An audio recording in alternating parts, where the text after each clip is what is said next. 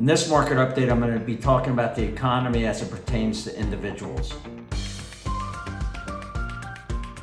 Hi, Jim Gore from THOR Wealth Management. Today I'm going to talk about the economics of individuals, which is very important because 68% of our GDP is consumption, personal consumption. We're not a country that goes ahead and produces a lot of goods and sells it overseas. Our economy grows from people spending money. So how is the individual doing? Well, first and foremost, we see credit cards balances have gone up. And I've mentioned this before in a market update, but they continue to grow. And we're over $1 trillion in credit card balances. And part of the reason for this is that people aren't paying off their credit cards. They're using some of that money to buy some goods, especially some basic goods like food. And when you're looking at that, you're seeing those balances, interest rates is going up. We're up to 22%. So this is going back to early 1990s. We are significantly above where we were. And this is saying to us that the banks are concerned about individuals because they're raising their rates on credit cards. It's 22%. So those people with credit card balances are really suffering.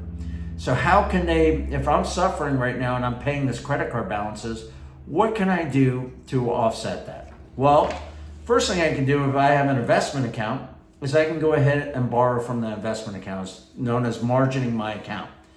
This can be very dangerous. And the reason why it can be dangerous is that if it's all in equities and the market goes down like it did in 2008 and 2009, you can get a margin call, which means you are forced to sell at the bottom. But look at these rates. These rates are significantly higher than the 10-year Treasury yield of 4.2%. You're looking at over 13% if I borrow under $25,000. If I borrow $250,000 or above, I'm over 11%.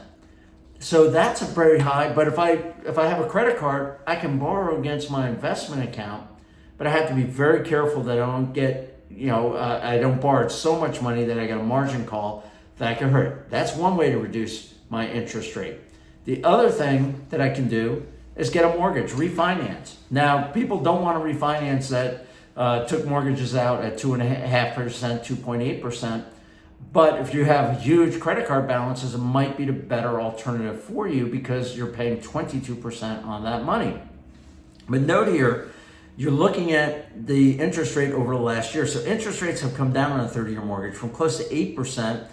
It was actually when the Federal Reserve cut short-term interest rate, not long-term rates, short-term interest rates by 0.5%. That was pretty much the bottom.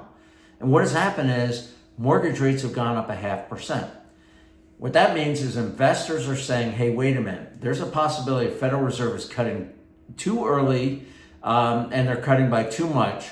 So if I'm going to lend that money longer term, I want to get paid higher rates of interest because I think it could be inflationary what the Federal Reserve is doing. So you are paying under 7% on a mortgage, and it seems high from where it was just a month ago, but let's put this in perspective. And let's look at this for interest rates over the last 50, 60 years. You can see here that the interest rates on mortgages went way down during COVID, and so does people that locked in at 2.7, 2.8%. Congratulations. You did an awesome job. You got low historical long-term mortgage rates. That is not going to happen. Even today with the BIP up in interest rates, you can see it's still one of the lowest interest rates for mortgages. So if you have a credit card balance that you're paying 22% on, you should think about refinancing or at least getting a second mortgage because your rates are going to be much lower. That's a better alternative than you going ahead and margining your account even.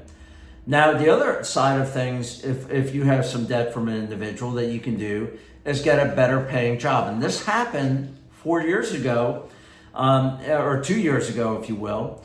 There were a lot of job openings. That's a JOLTS report here. And you can see the job openings back 2 years ago were high and people were getting paid a lot more money to get a job. That's one way to do that. But we've seen that really drop significantly. But we're still slightly above or right where we were at the peak before COVID for job openings. So it's not detrimental yet, but the trend is really bad. Also, companies are telling us right now, small businesses, and we see it in our own perspective. 2 years ago, you had to pay up for employees.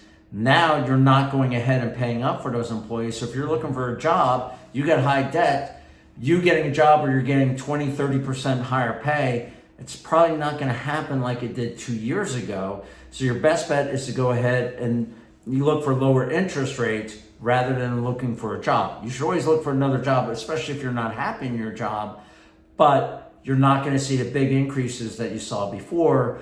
That's good from an inflationary standpoint, but on the opposite side, we're seeing some labor unions where pay increases like the longshoremen, like Boeing, are double digit when you include the benefits that are involved with those things. Those are looking at double digit annual pay increases. So we're seeing some pay increases there, but people that are going into the private sector with non-union, you're going to actually see those wage pressures go down.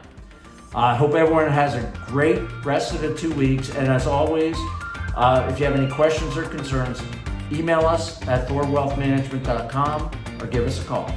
Take care and talk to you in a couple weeks.